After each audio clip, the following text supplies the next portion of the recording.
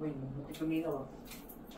Ang diniscuss ko lang kasi sa inyo ay WAIR, tsaka AEDR, tama ba? Yes, sir.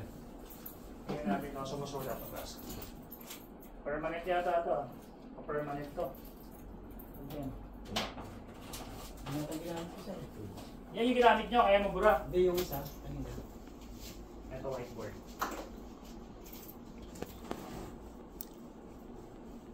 Ayaw rin. Cut mo na lang yung boss. Wa is. Warma, hindi po siya warma. Baka gutumin kayo niya, no? Ito yung kanina, WAIR, Work, Accident, Illness, Report. Kailan, ilang oras po ang reporting ng ating dokumento sa DOLE pag may incident, accident? Within 24 hours. Kapag mga first aid lang po, within 24 hours pa rin, internal. Pero ipapasa kay DOLE, tuwing kailan? 30th. On or before 30th of the month.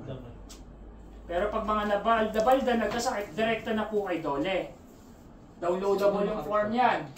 Sumunod natin dito, ano to? AEDR, Annual Exposure Data Report. Ito yung kinumpute ninyo. Kada taon po ito bago matapos ang March. Hanggang March naman siya.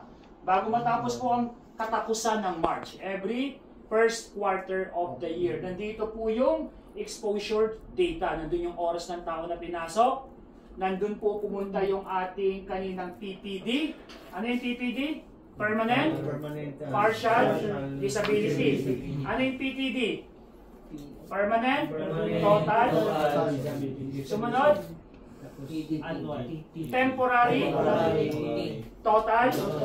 At yung uli, taong? Dead. So, alam na niyo ibig sabihin nun. Andun po siya at yung solving natin ng frequency and severity rate. So, kailan, no? Every ano po ito, quarter. Next quarter of the year. Hanggang ibig sabihin hanggang March. Kaya dapat yung mga datos na i-report sa inyo na compile ninyo. RSO, ano naman po ito? RSO.